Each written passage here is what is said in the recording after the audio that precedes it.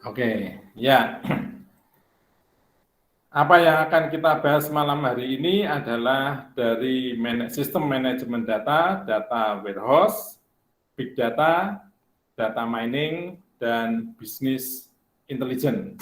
Nah, kita bicara tentang teknologi manajemen data atau teknologi atau cara ya, mungkin cara mengelola data. Cara mengelola data di sini disajikan 4 cara.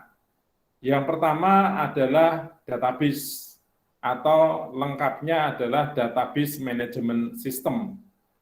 Ini merupakan cara pertama mengelola data, ya, teknologi pertama mengelola data saat data mulai dipisahkan dari aplikasi. Pada awal-awal pengolahan data, itu data tidak pernah bisa terpisah dari aplikasi. Sehingga kalau aplikasinya hilang, ya datanya ya hilang.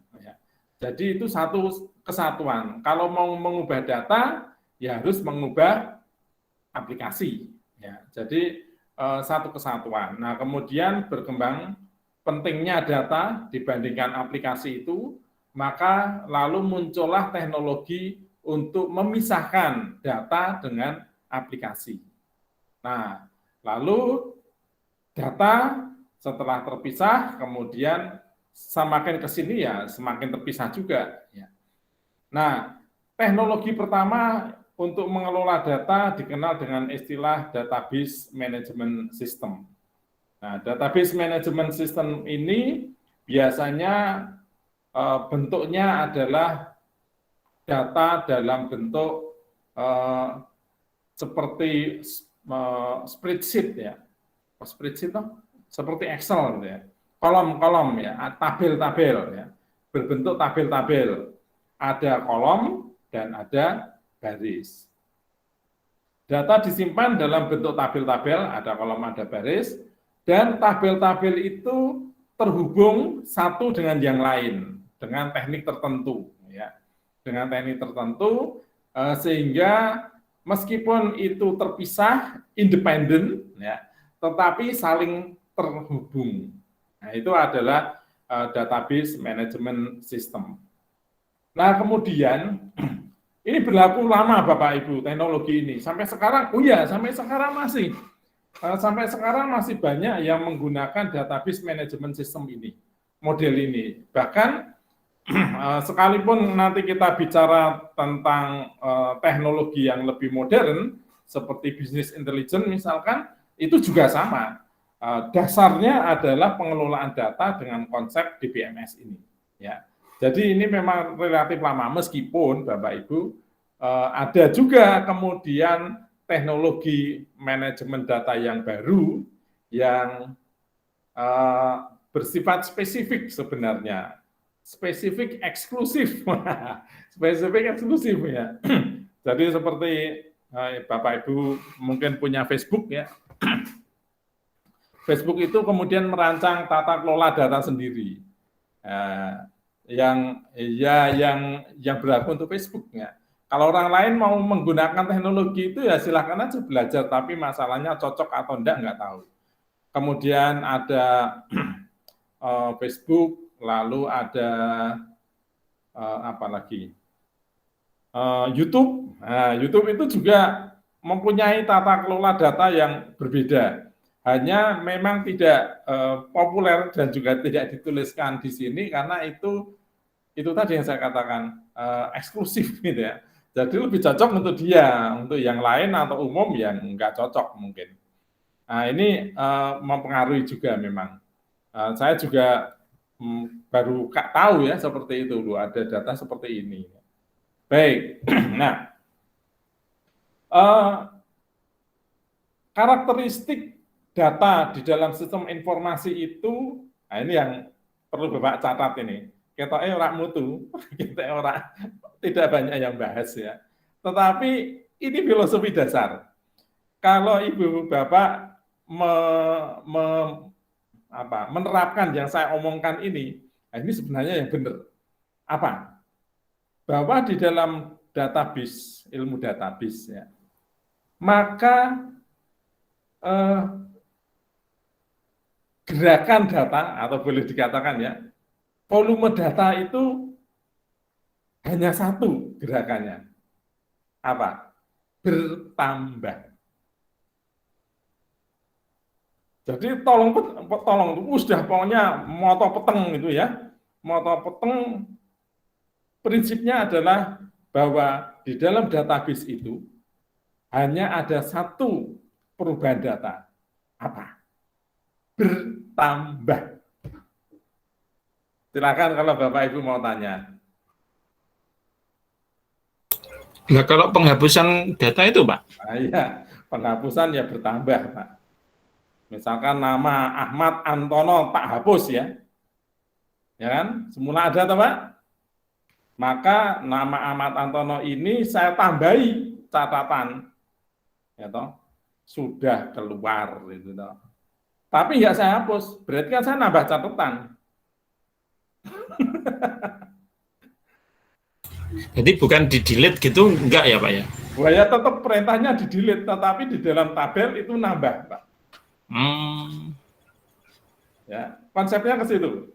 Nah, kalau yang tidak memahami, ya, dan yang paling mudah memang adalah kalau data ini dihapus, di-delete itu ya bener, hilang.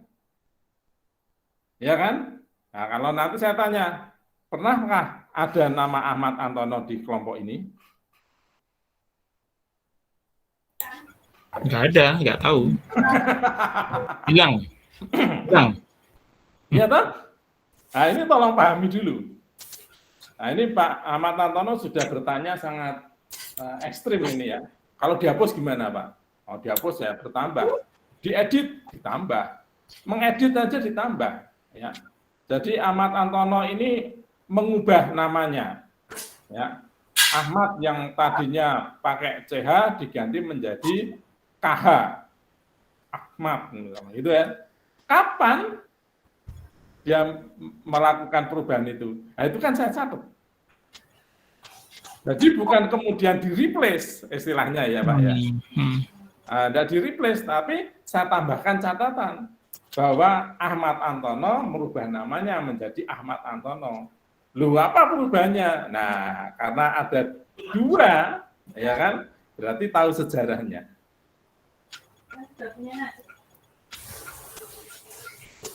Nah, dari sini Ibu Bapak sudah mulai meraba. Apa yang akan dituju dengan bahwa hanya ada satu perubahan data, yaitu bertambah. Yaitu adalah ingin adanya catatan sejarah. Katanya jas merah. Jangan sekali-kali melupakan sejarah. Wah, iya database ini cocok. Ya. Nah, Ibu Bapak lupa kalau data tidak pernah dihapus, Pak Himawan ini menghapus data malah nambah data ini ya. Saya malah ramudeng lah ya, saya ramudeng gue saya bilang gitu toh.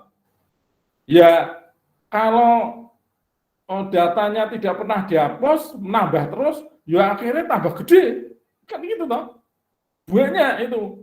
Lah jenenge Ahmad Antono wis dihapus, transaksinya wis rampung, wis lulus. Oh, mosok ora dihapus, ben wae. Karena saya pengen tahu sejarahnya kok. Maka apa akibatnya Bapak Ibu? Data itu semakin lama semakin banyak. Dan banyak data itu sebenarnya sudah finish gitu loh. Nah, Bapak ini sekarang sedang kuliah, Bapak Ibu sedang kuliah, datanya masih hidup.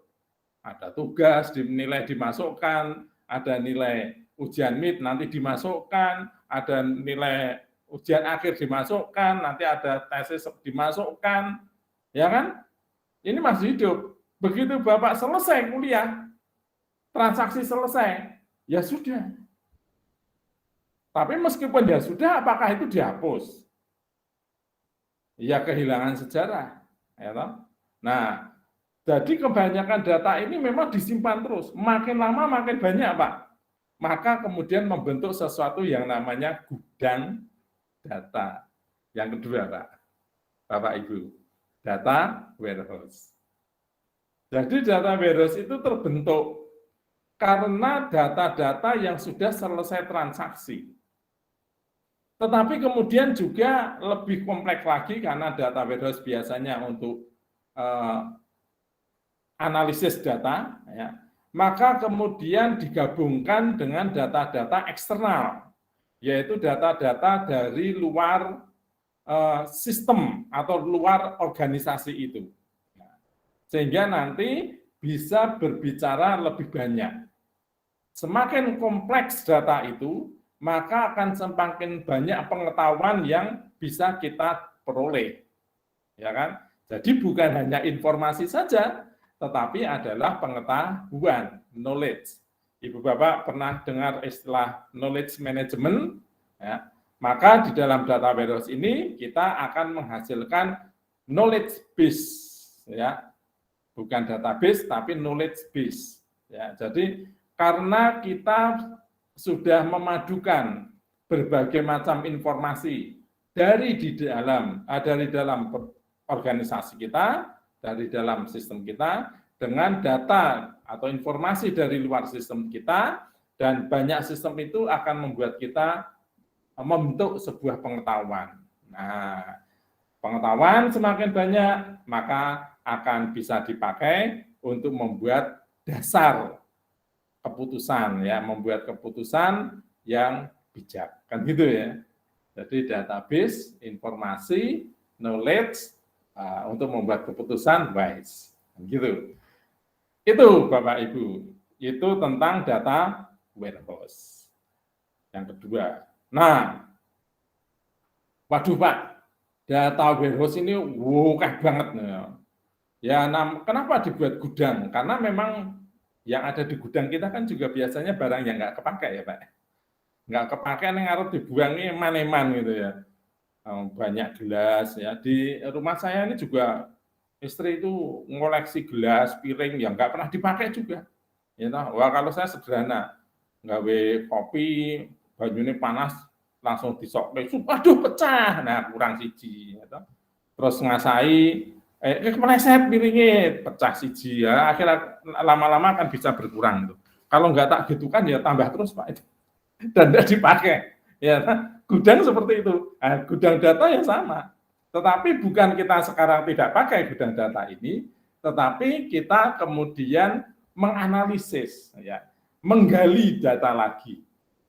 Kita mencoba mengingat hubungan dari satu data ke data yang lain.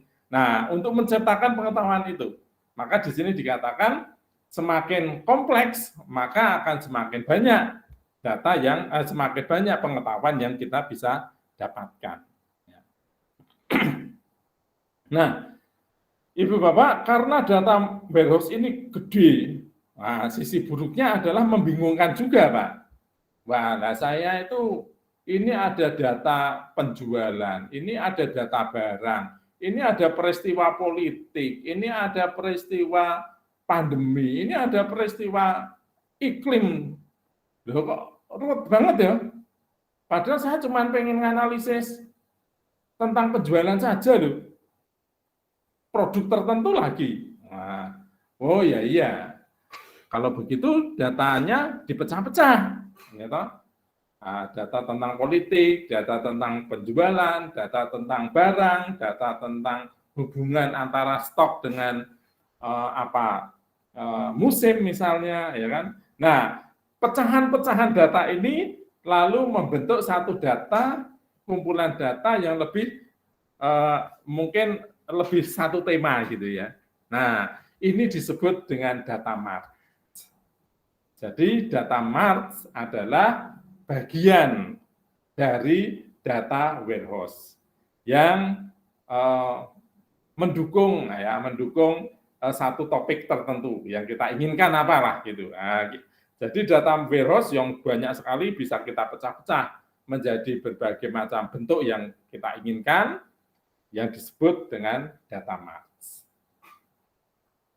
Oke, nah kemudian untuk menganalisis data itu biasanya butuh alat-alat untuk mengelola data biasanya adalah data-data statistiknya, alat-alat statistik. Nah, maka karena jelas tujuannya adalah untuk melakukan analisis data, maka ciptakanlah sebuah aplikasi yang digunakan untuk mengelola data warehouse atau data-data ini dan sekaligus bisa melakukan analisis dengan mudah. Ya. Jadi dilengkapi dengan tools itu. Maka itulah yang disebut dengan business intelligence. Ya. Jadi itulah perkembangan dari manajemen data, teknologi manajemen data. Awalnya adalah data warehouse, kemudian database management system, kemudian data warehouse, lalu data mart, dan kemudian terbentuklah business intelligence.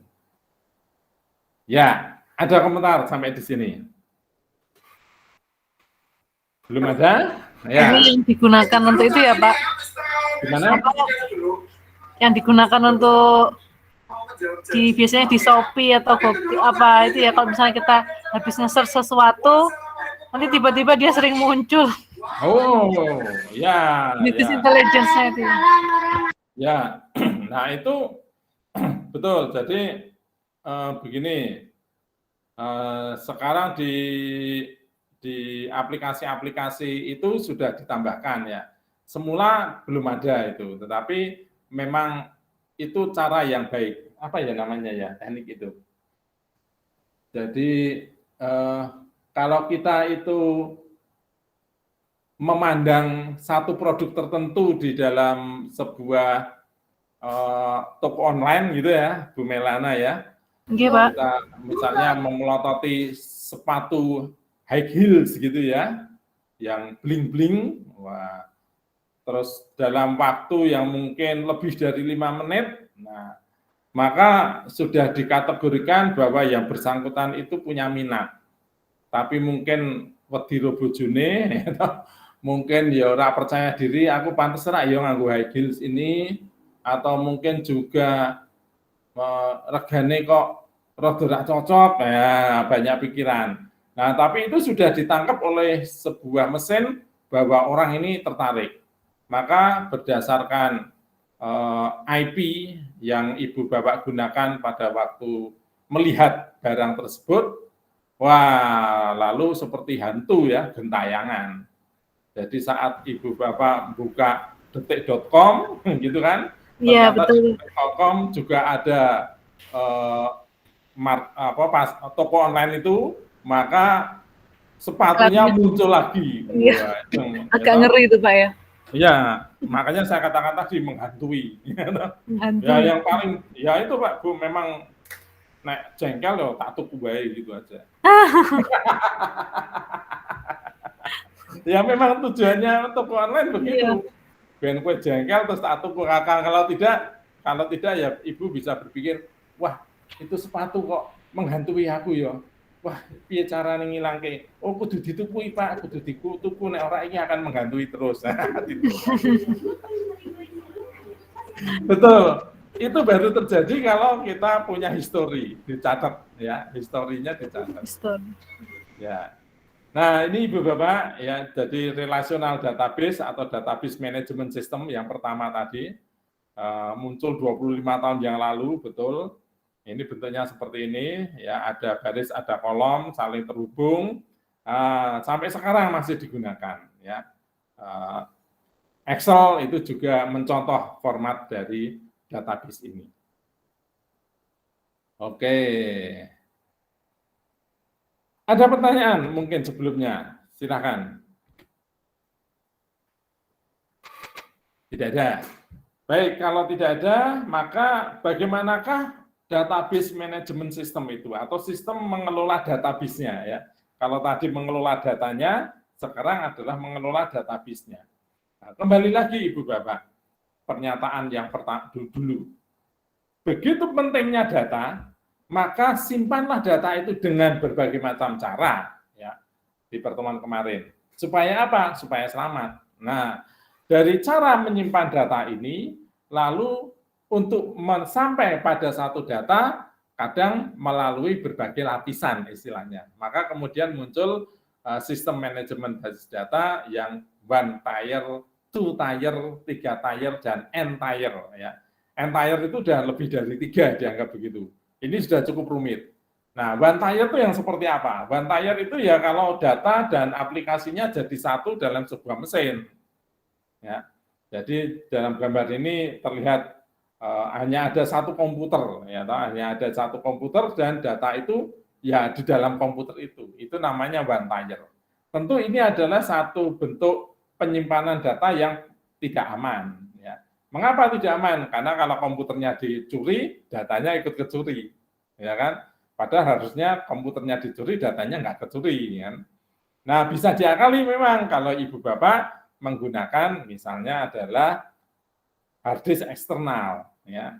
Jadi data-data selalu disimpan di eksternal, komputernya malah kosong mungkin ya, isinya cuma lagu atau apa ya, tidak penting-penting. Nah, itu sudah lebih baik, tapi itu juga tetap one tier. Nah, kalau two tier itu apabila data ini disimpan dalam sebuah mesin tersendiri, komputer tersendiri. Nah, biasanya disebut dengan server.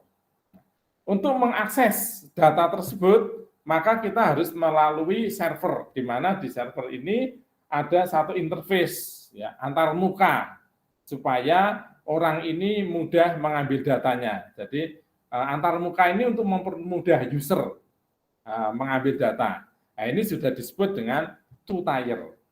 Nah, kemudian kalau komputernya itu terhubung dengan internet misalkan, nah sebelum internet ada yang namanya komputer untuk gateway misalkan, ya toh. Lalu di belakangnya baru ada server menyimpan data. Nah, ini sudah disebut dengan three tier. Ya.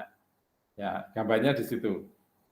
Terlihat di sebelah kiri ini ya. Jadi usernya yang menjalankan sebuah program aplikasi punya komputer, lalu masuk ke jaringan aplikasi server, ya. Aplikasi ini kemudian butuh data. Nah, untuk bisa mencapai data dia minta server untuk mengambilkan data. Nah, berarti itu yang disebut dengan three tier. Nah, kalau n tier berarti lebih dari 3. Ya, ya, di dalam perusahaan-perusahaan yang besar itu data memang semakin dispesifikan. Ya, salah satunya tadi kalau kita bicara tentang data warehouse, data untuk analisis, ini juga harusnya terpisah dengan data operasional atau data transaksi.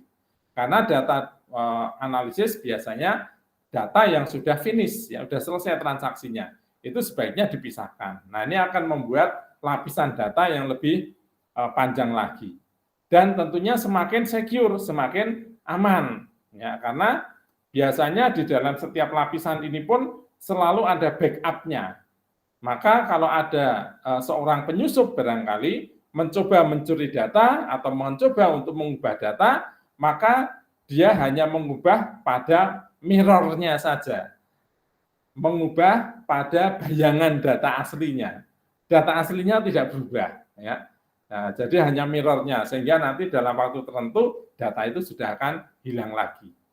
Ya, itu fungsi mengapa ada one tier sampai dengan n tier. Nah, kemudian tata kelola yang lain. Kalau tadi adalah dari lapisannya, maka ini adalah dari bentuk jaringannya. Bentuk jaringannya ada data yang terpusat, ada data yang tersebar. Yang satu terpusat, yang satunya tersebar. Nah, kalau terpusat berarti kalau terpusat itu berarti data disimpan di satu tempat, tapi bisa diakses oleh banyak komputer dari berbagai tempat. Ya, yang sebelah kiri. Sedangkan kalau terdistribusi, maka tetap ada komputer yang pusat, tetapi ada komputer-komputer di cabang-cabang yang lain, ya, di tempat-tempat yang lain, yang juga menyimpan data yang sama. Nah, nanti data itu baru akan disinkronkan oleh komputer pusat, tetapi masing-masing cabang mempunyai otoritas sendiri. Itu disebut dengan data yang tersebar, karena memang datanya tersebar. Ya. Nah, ada kelebihan, ada kekurangannya tentunya. Kalau terpusat ini ya biasanya lebih mudah mengelolanya. Ya. Mengelolanya lebih mudah, mengontrolnya lebih mudah karena di satu tempat, ya kan? Mengontrolnya lebih mudah. Terus kemudian menjamin kualitas datanya yo lebih mudah juga sehingga lebih terjamin. Kemudian keamanannya ya lebih baik, tapi saya kurang begitu pede ini ya. Mengapa? Karena data cuma di satu tempat ya. Tapi cara mengamankannya bagus, lebih mudah memang. Ya karena di satu tempat ya sudahlah dikerukupi aja kan gitu selesai.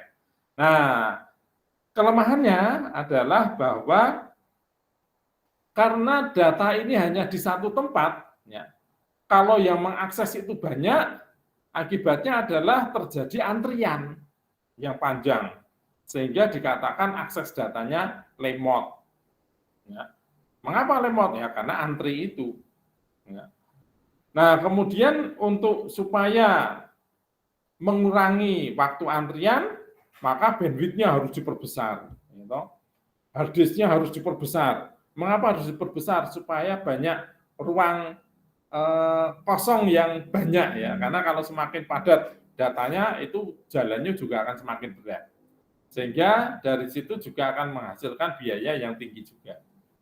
Nah, itu kelebihan dan kekurangan dari data yang terpusat. Sedangkan mana yang enggak ada. Oke, kalau yang terdistribusi bagaimana? Kalau yang terdistribusi dari kinerjanya, kecepatan aksesnya, ya toh, itu lebih cepat. Karena apa? Karena komputer-komputer yang ada di luar ini akan mengakses komputer terdekat. Ya, jadi tidak langsung ke pusat, tetapi ke komputer terdekat. Nah, sehingga yang melayani itu lebih banyak, kan? Maka kinerjanya akan lebih mudah. Tidak diperlukan bandwidth yang cukup besar, tidak diperlukan penyimpanan yang besar, ya, karena sudah tersebar banyak, server-servernya banyak. Nah, kelemahannya apa? Ya, kelemahannya data-data di masing-masing cabang bisa saja tidak konsisten, ya, sehingga kalau tidak konsisten itu maksudnya adalah tidak sama gitu. Nah, kalau datanya tidak sama, akibatnya adalah integritasnya juga berkurang. Nah, itu kelemahannya di situ. Dan mengelola data yang tersebar itu memang butuh algoritma yang lebih rumit daripada data yang terpusat. Nah, kalau dari sisi keamanan gimana? Nah, ini juga dilihat dari sudut mana ya. Memang data yang tersebar itu relatif rawan, ya. Tetapi karena data itu ada di tempat yang lain, maka kalau satu titik kena, titik yang lain itu nggak masalah. Jadi ya itu keamanan juga sebenarnya. Ya. Itu tentang pengelolaan data yang terpusat dan yang tersebar. Nah, kita kembali ke data warehouse, Ibu Bapak. Ya. Jadi data warehouse ini yang di tengah ya, drum yang besar ini kumpulan dari banyak data. Baik itu data operasional dari dalam perusahaan maupun data yang di luar perusahaan. Ragam datanya atau jenisnya juga beda. Beragam juga maksud saya. Ada data yang berupa tabel, mungkin juga ada data berupa gambar, mungkin juga ada data yang berupa teks. Nggak penting itu. Semuanya dikumpulkan, bahkan data yang berupa mungkin lokasi. Ya. Nah, itu semuanya terumpul jadi satu. Nah, karena data-data ini mempunyai format dan bentuk yang berbeda satu dengan yang lain, maka sebelum data ini dikumpulkan, harus dilakukan proses yang disebut atau yang dikenal dengan ETL ini. Extract, Transformation, dan Loading. Ekstrak artinya apa? Ekstrak adalah mengambil data-data ini dari berbagai sumber. Data diekstrak, kemudian ditransformasikan. Ditransformasikan itu apa? Diubah.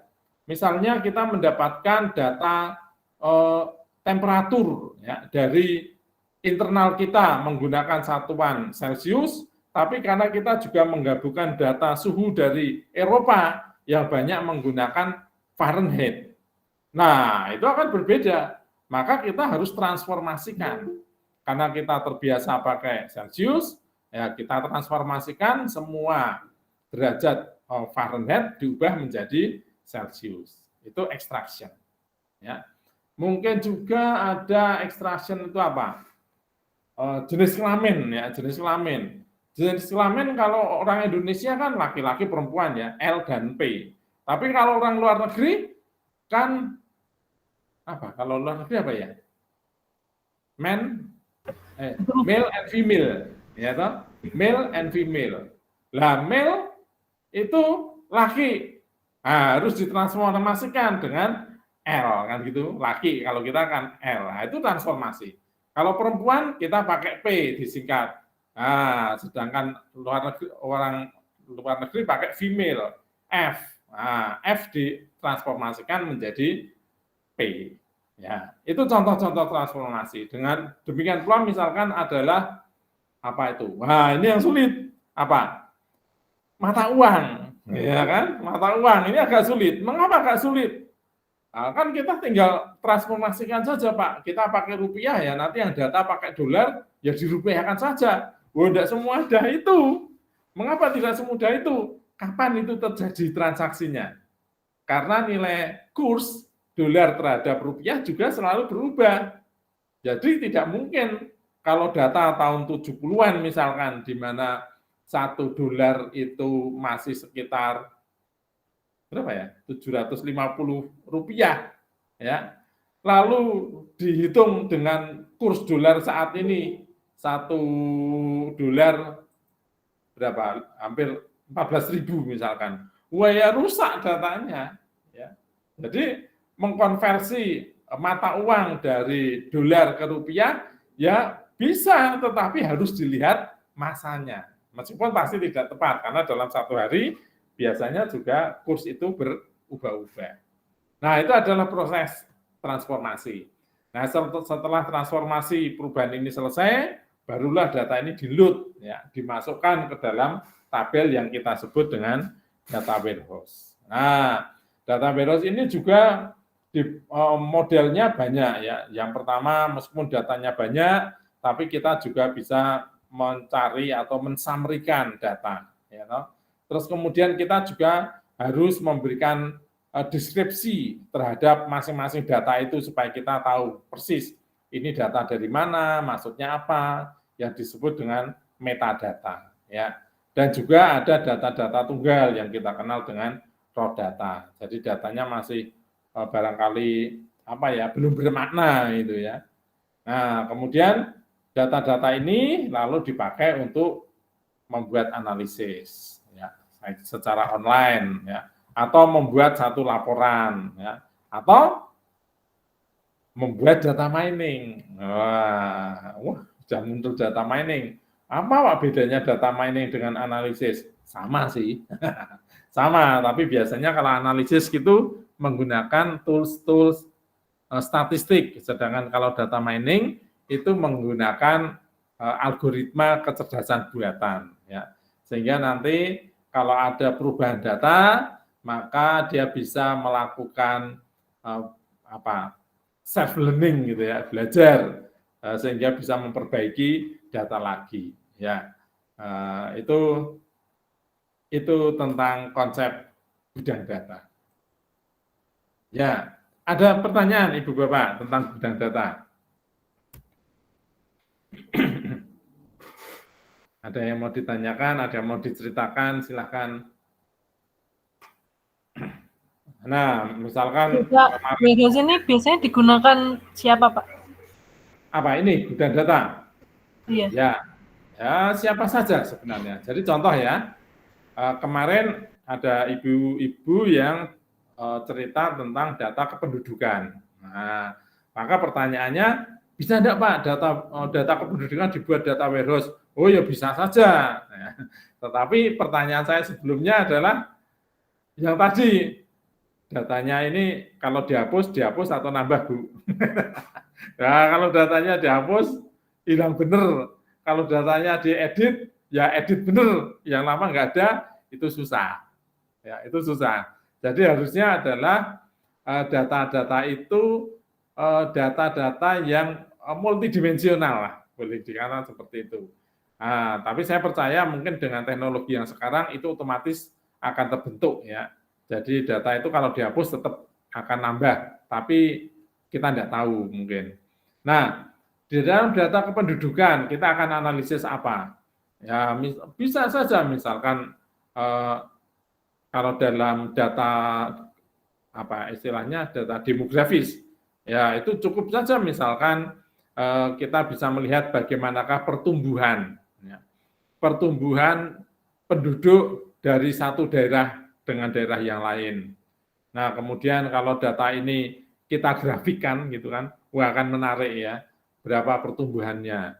Kemudian mungkin kita akan mengakses atau mengkaitkan dengan data yang lain, misalkan tentang data kesehatan, data kelahiran, data kematian ibu anak. Nah, itu akan lebih jelas lagi. Jadi kita akan menganalisis berapakah pertumbuhan pertumbuhan penduduk di satu daerah dikaitkan dengan jumlah kelahiran dan jumlah kematian ibu dan anak. Nah, sehingga akan memunculkan sesuatu yang baru. Ini data ini misalkan ya, wah daerah A ini, Kediri ini ternyata bagus ini. Wah, kenapa bagus ini, Ibu Bapak? Karena jumlah penduduknya itu pertambahannya tidak banyak. Berarti KB ini berhasil. Nah, ini biasanya seperti itu. Kita lihat dulu, Pak. Ternyata sebenarnya lahirannya itu banyak. Banyak lahir bayi-bayi baru. Bayi-bayi baru. Tetapi banyak juga yang meninggal. Ya. Ibunya juga meninggal. Nah, sehingga kelahiran banyak, tapi jumlah penduduknya tidak bertambah banyak karena banyak yang meninggal. Lah, apa bagus itu? Kan nggak bagus. Lalu muncul masalah baru, ya toh? Apa? Oh, kematian bayi. Istilahnya apa ya, Bu? Bapak? Stunting, Pak. Stunting ya, betul ya? Ah, ya lah. Tadi saya nggak ngomong stunting. Kalau stunting itu kecil stunting. Kecil itu apa, pendek. Pak? Oh, pendek. Kayak saya stunting, Prof. Nggak kelihatan, Pak. Ya, jadi begitu kita kaitkan dengan data yang lain, kita kan sudah berbeda nih Pak ngomongnya ya kan, sudah berbeda. Terus nanti dikaitkan lagi mungkin dengan kondisi politik, ya mungkin kapan sih terjadi kelahiran banyak bayi yang banyak itu, kelahiran tinggi itu kapan sih? Oh, ternyata pas musim hujan. Oh, berarti musim hujan lahir bayi banyak. Kok bisa ya? Bisa diturunkan ke 9 bulan ke belakang ya toh.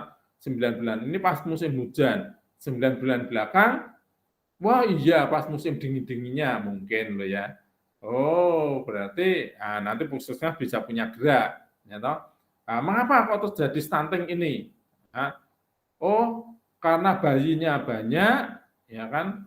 Oh, pas lahirannya pas musim penghujan, Kediri ya banjir, misalkan seperti itu, lalu fokusnya mungkin ke korban banjir, sehingga puskesmas terabaikan, ibu anak terabaikan, obat-obatan menjadi kurang.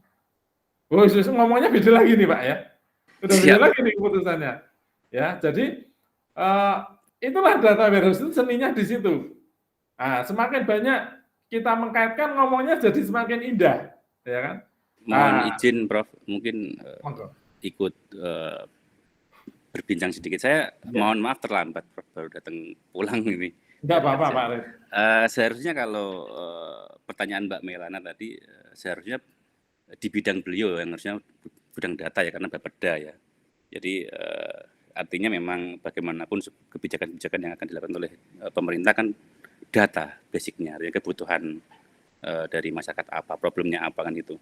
Dan memang itu sudah diinisiasi oleh Bappenas, Prof. Jadi ada Satu Data Indonesia data.go.id itu sudah ada gudang datanya. Kebetulan kota itu belum ada nih, kota sama kabupaten belum ada di database itu, datasetnya nggak ada. Yang ada malah Blitar sama Mojokerto nih saya cek terakhir kali. Artinya memang sudah semestinya memang Pemda itu punya detail itu di Bapeda terutama ya, di Mbak Melana ini juga kan gitu. Artinya memang semua hal yang akan dirancang ke depan itu kalau memang sudah datanya bagus, artinya data sudah problemnya ketahuan, kebutuhannya ketahuan, itu lebih enak mungkin ya dalam konteks kebijakan daerah. Jadi inisiatif dari kementerian ini saya pikir juga menarik karena juga bagi pelaku bisnis juga akan lebih mudah gitu loh. Kita mau ekspansi kemana, itu ada potensi market apa di sana, itu kan juga bagian dari data science ini ya, artinya data analitik ya. Jadi saya terus terang tertarik pada materi kuliah ini, cuman mohon maaf memang mungkin agak terlambat ini datanya, jadi agak tadi sudah mungkin di materi yang keberapa ini Prof. Tapi nanti saya tak lihat di dashboard lah nanti, semoga di share untuk slideshow-nya kali ini Prof. Gitu, terima kasih.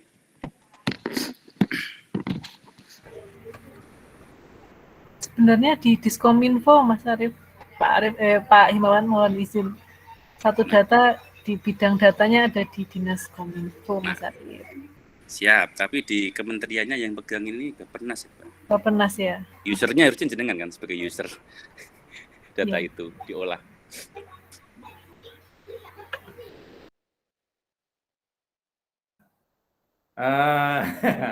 Seru ini, kalau bicara seperti ini seru memang. Jadi begini, ada Kominfo tadi disebut.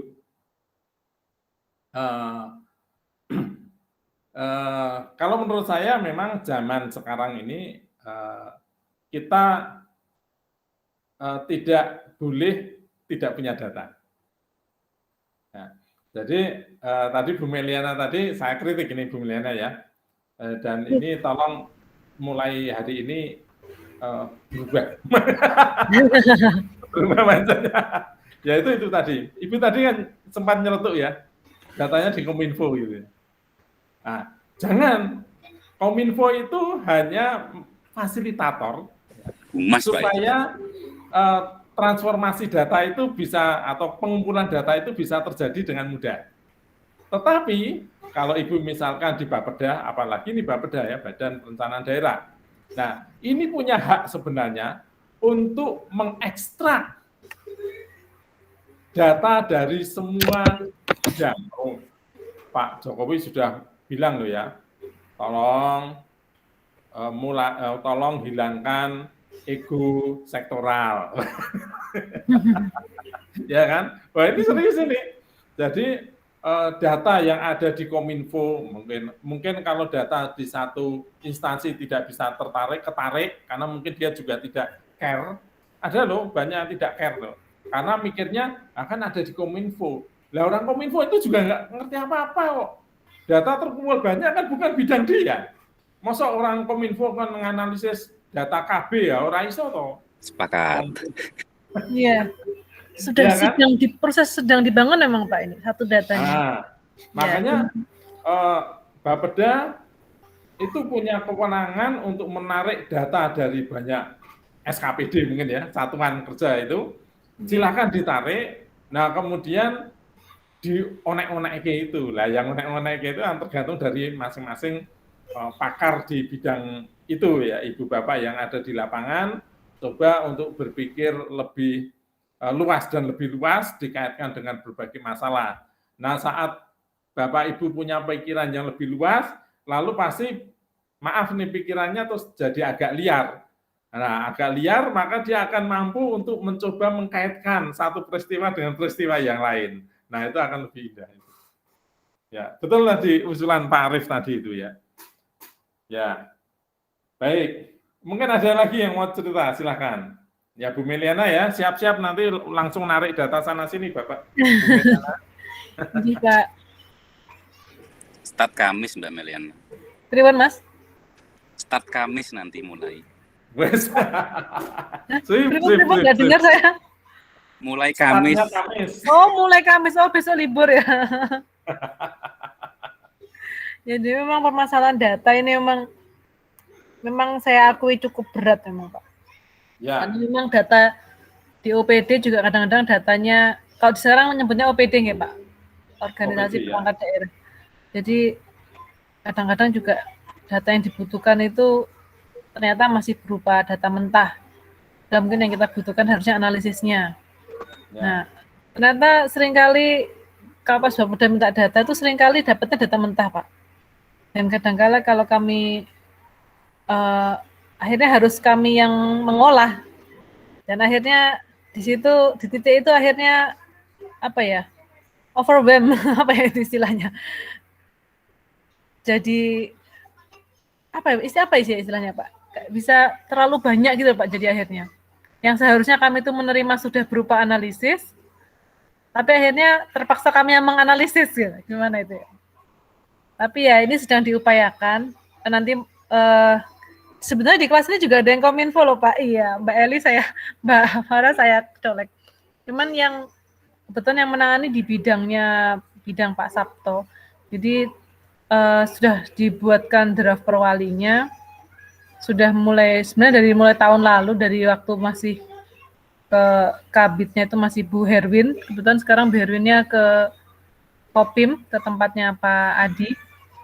Nah itu sudah saya, Bu Herwin, kemudian itu sudah pegang sebetulnya yang namanya user yang untuk yang di satu data itu. Tapi memang kami mungkin mau mengupdate itu juga. Yang pertama belum ada dasar hukumnya. Jadi takutnya kami kalau melakukan update tiba-tiba pada data itu mungkin belum terverifikasi kan, urut-urutannya data itu harus masuk dulu, kemudian nanti diverifikasi baru diupload kan gitu Pak. Ya. Tapi karena belum ada perwalinya akhirnya belum berani. Karena ternyata dasar hukum itu buat ASN sangat penting Pak. Karena yang membuat kami aman bergerak itu ya payung hukum, ya aturan. Jadi sekarang sedang berproses. Saya dulu juga waktu masih belum jadi ASN mikirnya pasti apa-apa birokrasi. Tapi ternyata setelah jadi ASN, nanti kalau kita ada pemeriksaan baik dari pemeriksaan internal dari inspektorat, ataukah dari jajaran samping, ataukah dari jajaran atas, itu yang menyelamatkan kita nanti ya aturan itu payung hukum. Karena kadang-kadang kita sudah bertindak benar Pak, tapi belum tentu benar di mata hukum. Iya, jadinya yang membuat pemerintah lambat bergerak itu Pak ternyata Pak. Ya. Mungkin itu yang bisa saya sampaikan.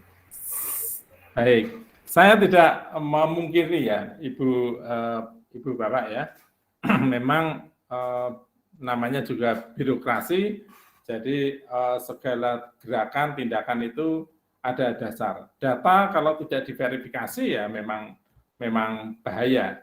Nah, tetapi menurut saya data ini ya Ibu Bapak, data ini kan data yang dianalisisnya data yang sudah selesai transaksi ya. Sehingga sebenarnya tidak akan mempengaruhi apa-apa gitu loh. Tidak akan mempengaruhi apa-apa, tapi kalau kita mampu menganalisis maka kita akan mendapatkan pengetahuan apa-apa. Nah, sambil barangkali menunggu aturan dan segala macam itu, gerakan untuk menimbun data dan menganalisis data ini sebenarnya kita tetap bisa lakukan saja. Nah, makanya tadi saya bilang, analisis data itu jangan menggunakan komputer yang dipakai untuk transaksi, tapi komputer yang memang untuk analisis, sehingga komputernya tersendiri, terpisah. Nah, dengan data yang terpisah, kita bisa punya kemampuan analisis meskipun aturannya belum ada. Itu kan juga nggak apa-apa.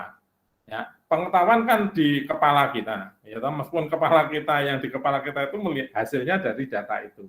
Nah, kalau nanti analisis kita ini sudah dicocokkan dengan data itu atau dicocokkan dengan aturan itu benar, nah kita ungkapkan. Kalau tidak, itu juga bisa sebagai pembanding.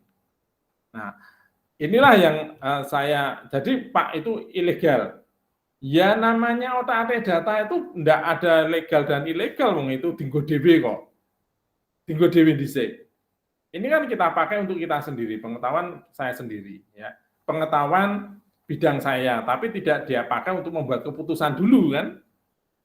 Tapi biasanya orang membuat keputusan kan harus ada dasarnya. Nah, ini kan membentuk dasar ini. Kok kowe iso to duwe pikiran kok ngono. Nah, itu loh yang saya katakan. Itu yang mau saya pakai perbandingan itu justru adalah yang timnya Gubernur Jawa Tengah ini, yang timnya Gubernur Jawa Tengah yang ngotak-atik data ini kan bukan ASN. Ini cuman mahasiswa yang magang dan segala macam itu. Mereka digaji oleh gubernur dari gaji uang apa taktis apa itu. Jadi boleh dikatakan pekerjaannya kalau dari skala birokrasi itu ilegal juga. Tapi karena ini hanya untuk mensupport si gubernur ini tok, gitu kan? Jadinya ya sah-sah saja. Nah, dampaknya hanyalah bahwa si gubernur ini bisa ngomong banyak mengalahkan kepala dinas misalkan begitu.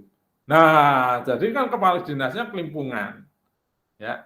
Nah, itu saja sebenarnya tidak masalah, Bu Meliana. Jadi kita dalam mengumpulkan data tidak perlu terlalu takut selama data itu tidak kita pakai untuk membuat kebijakan publik. Nah, ada lagi catatan Ibu Meliana, yaitu mungkin datanya yang tadi dikatakan data-data mentah itu jangan-jangan juga dari dokumen. Belum didigitalkan, belum dientrikan. Wah, itu juga nanti perlu PR juga itu, Pak. Gitu ya. Perlu perangkat sendiri untuk mengentrikan data-data yang meskipun itu sudah bertahun yang lalu. Ya, terima kasih sekali ini, jadi menarik ini ya. Oke, saya lanjut ya. Baik, kita masuk ke teknologi yang saat ini cukup populer, yang dikenal dengan istilah Big Data. Ya, kalau tadi Ibu Bapak sudah kenal gudang data, itu datanya banyak. Nah, sekarang kok ada yang namanya Big Data. Nah, apa bedanya Pak? Big Data dengan gudang data. Nah, ini bedanya adalah di 3V ini ya. Volume, velocity, dan variety ya. Nah, satu hal yang barangkali paling membedakan adalah di velocity-nya, kecepatannya. Big data itu menyatukan antara data analisis yang sudah finish dari transaksi dan data transaksi yang ada. Sehingga datanya ini lebih dinamis, lebih real time. Nah, begitu. Sedangkan kalau data warehouse, ini boleh dikatakan data yang tidak real time. Tidak real time itu apa? Lawannya real time. Ya, data yang sudah istirahat gitu ya.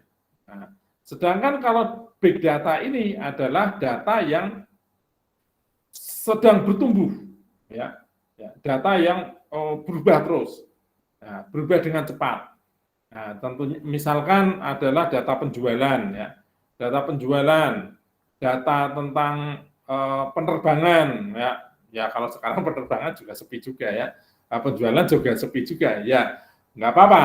Tapi maksud saya adalah data penjualan, ya. Kan setiap detik mesti ada penjualan. Kalau kita punya toko banyak gitu ya. Nah, kemudian kita sentralkan datanya, maka data yang barusan terjadi itu kita masukkan ke dalam data ini. Nah, tapi karakternya sebenarnya sama dengan data warehouse, ya. Jadi hanya lebih banyak saja. Nah, ini yang kemudian dikenal dengan istilah big data, ya. Nah, karakternya ada 3V ini, ya. Volume pasti besar, ya. Velocity, kecepatan datanya, kecepatan perubahan datanya tinggi. Variety tadi juga sama, jadi banyak macamnya. Bisa juga pakai V yang lain ya, ditambah V yang lain yaitu veracity. Tadi Ibu mengatakan harus datanya itu harus dipastikan benar atau tidak ya, veracity. Betul, itu data harus diverifikasi dulu. Lalu variability. variability, keragaman. Nah, yang berikutnya adalah value, nilai. Nah, nilai itu yang menciptakan adalah orang yang individu yang memahami data tersebut. Mana yang dianggap bernilai. Nah, itu nanti akan dimunculkan untuk analisis. Ya.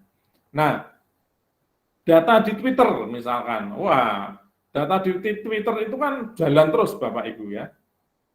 Pengguna Twitter banyak. Nah, data itu direkam terus. Nah, data Twitter kan memang sekejap rampung sebenarnya ya. Kita nulis rampung. Nah, itu kan tersimpan terus. Nah, data yang tersimpan ini banyak langsung dianalisis. Nah, ini yang disebut dengan big data.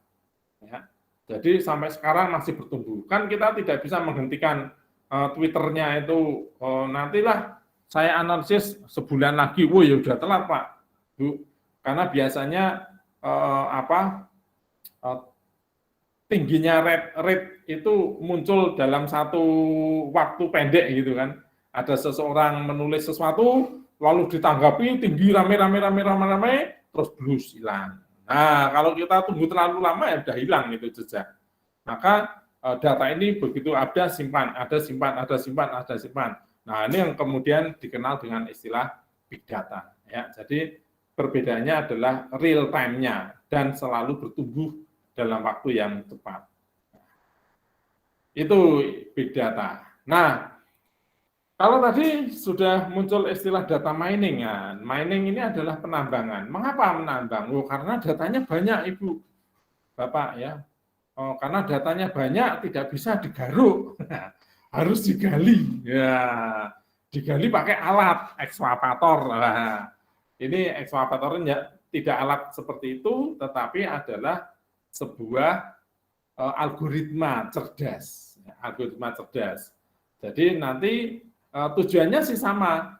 Misalkan kita ingin membuat satu prediksi, mungkin kita ingin membuat satu klasterisasi, mungkin kita akan membuat sebuah klasifikasi, ya, melihat tren misalkan ya, itu sama dengan statistik, tetapi bedanya adalah tidak menggunakan alat statistik, tetapi menggunakan metode kecerdasan buatan. Di mana bedanya adalah kalau dalam kecerdasan buatan itu semakin banyak data yang digunakan, maka aplikasi atau algoritma ini akan mempelajari kembali. Ya. Data ditambahkan, dia akan belajar lagi. Nah, sehingga diharapkan semakin lama semakin pinter, ya, atau semakin pinter. Nah, sama dengan kasusnya alat untuk mendeteksi virus yang kita kenal genus, gitu ya. Genus mengapa kurang dipercaya, boleh dikatakan oleh kelompok kesehatan, ya, karena memang genus ini tekniknya adalah menggunakan analisis data murni, yaitu data mining. Ya, dia menggunakan algoritma tertentu untuk mengolah ribuan data dari orang yang kena sakit COVID itu, gejala-gejalanya, khususnya dari nafasnya, ya. Padahal itu belum ada penelitian, tetapi dari kecerdasan buatan ini memunculkan kesimpulan, gitu loh. Nah, ini yang rame dan ternyata sebenarnya juga punya akurasi, ya, Hanya lalu karena ini ya secara medis kok enggak bersentuhan kayaknya gitu ya, teknikal banget, ya ini yang perdebatan. Nah, pada akhirnya untuk varian tertentu dianggap belum mampu, sehingga sekarang genus tidak dijadikan menjadi alat untuk deteksi, ya. Nah, itu sama. Jadi genus itu juga menggunakan teknik data mining ini. Nah, alasan yang lain, alat-alat statistik terkadang dibatasi jumlah datanya, ya, mungkin tidak bisa sampai 10.000 barangkali. Nah, kalau ini datanya sampai jutaan gimana? Ya, maka tidak mampu. Sehingga data mining menjadi boleh dikatakan alternatif untuk melakukan analisis data, ya. menggunakan satu algoritma yang namanya neural network. Itu terkadang mahasiswa analisis data bisa 2 hari komputernya nggak berhenti, baru selesai. Itu juga ada ya seperti itu. Nah, kalau pakai alat statistik biasa nggak bisa itu datanya, ya terlalu besar. Nah, itu konsep dari data mining. Oke. Ya, ya ini tadi yang saya katakan ya. Jadi dari database kemudian digali ya. Nah, untuk menggali sebenarnya bisa menggunakan alat statistik ya. Tetapi ini ilmu yang boleh dikatakan ilmu dasar ya. Terkadang alat-alat itu dibatasi oleh jumlah datanya. Maka cara yang lain fungsinya sama tapi menggunakan cara yang lain yaitu kecerdasan buatan. Entah kecerdasan buatan, entah mesin belajar, entah yang terbaru adalah teknologi yang disebut dengan natural computing ya. Jadi yang dianalisis kalau statistik kan biasanya angka-angka ya.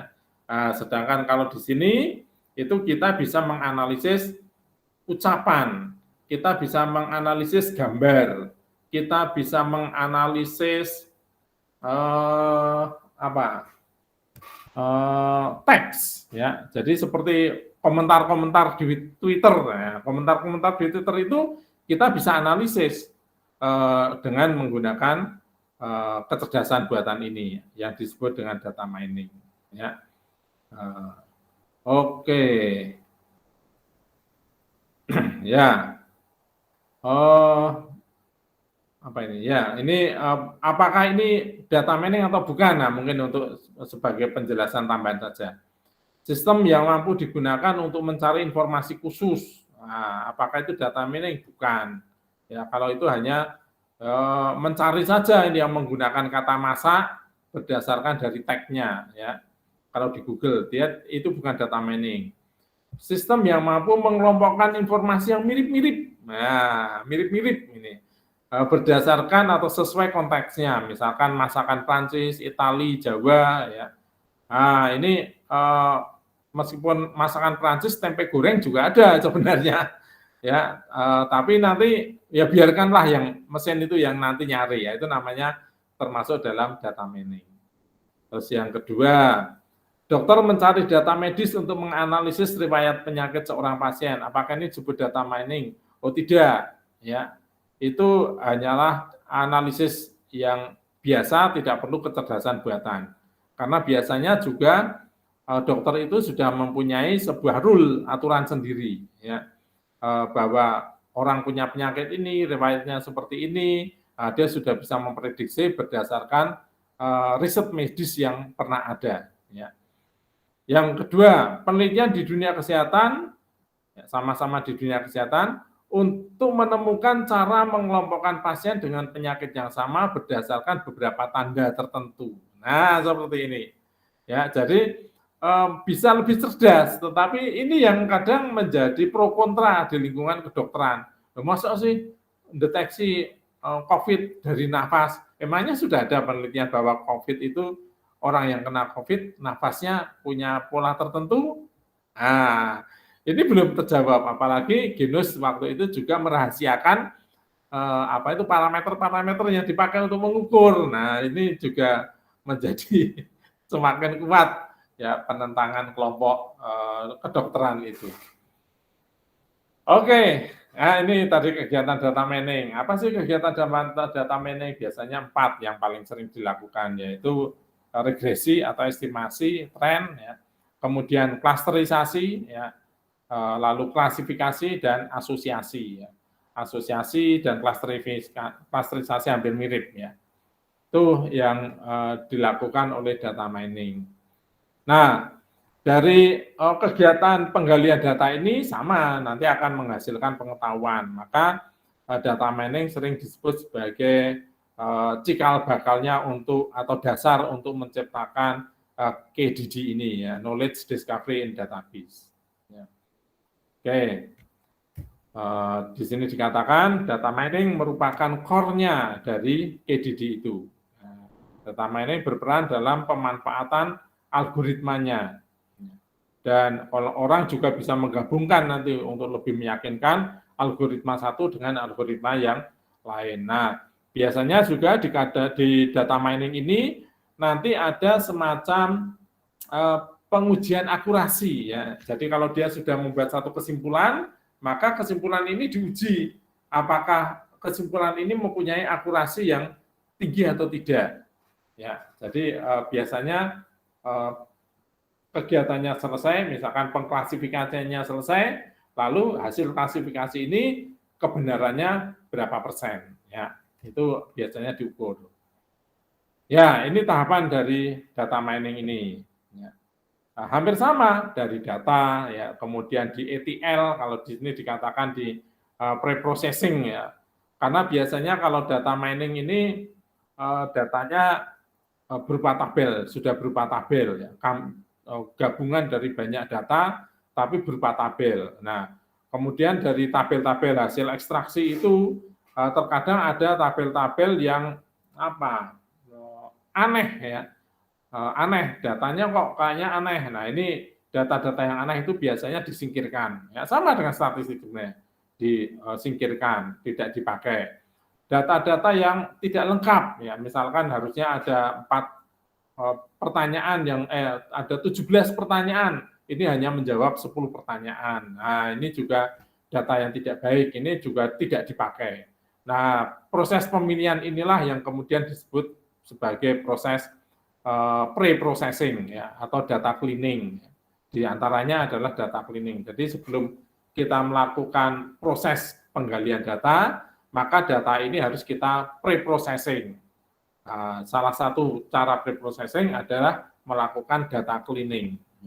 Data cleaning membersihkan data. Tapi terkadang juga dipakai untuk membuat pre-ujian, ya, pengujian awal. Ya. Untuk pengujian awal juga nggak apa-apa nanti sebelum dipakai beneran. Nah, kemudian data ini ditransformasikan karena beberapa data memang butuh transformasi. Misalkan data teks, ya, data teks.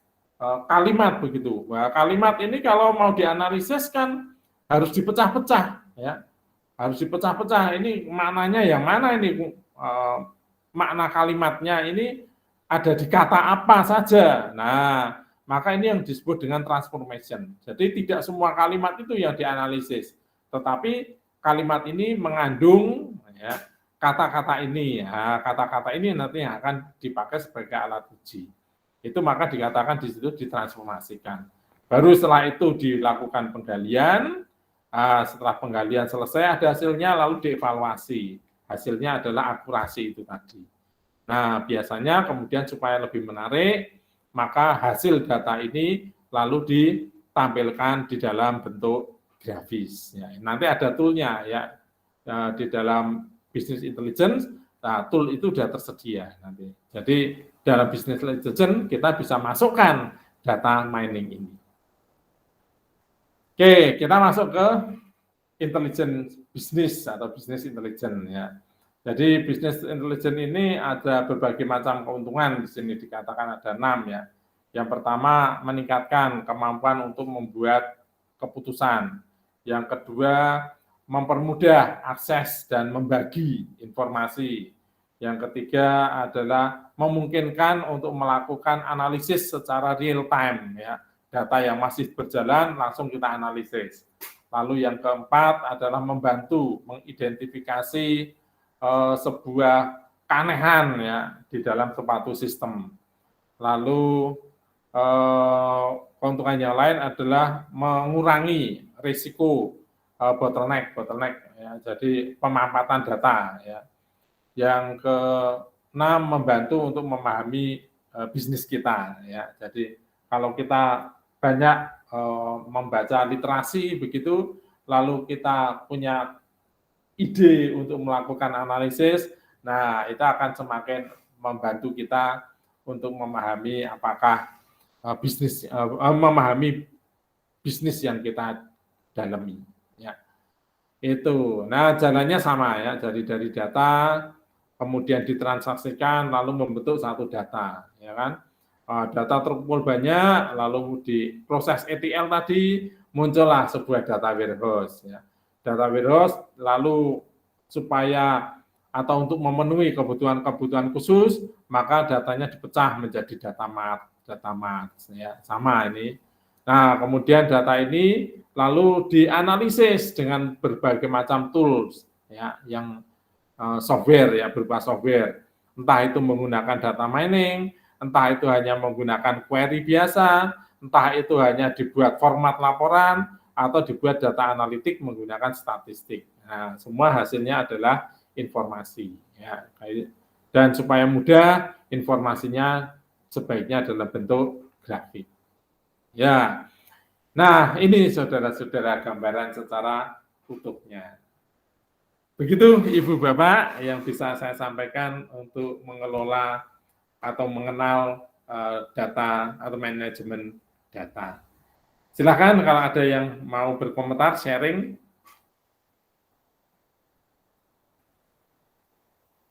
Kalau tidak ada, ya saya akhiri pertemuan malam hari ini. Kita ketemu Jumat yang akan datang, gitu ya. Terima kasih atas perhatiannya. Selamat malam dan selamat beristirahat. Terima kasih. Iya, selamat malam Pak. Terima kasih Pak. Terima kasih Pak, mohon izin mengajar.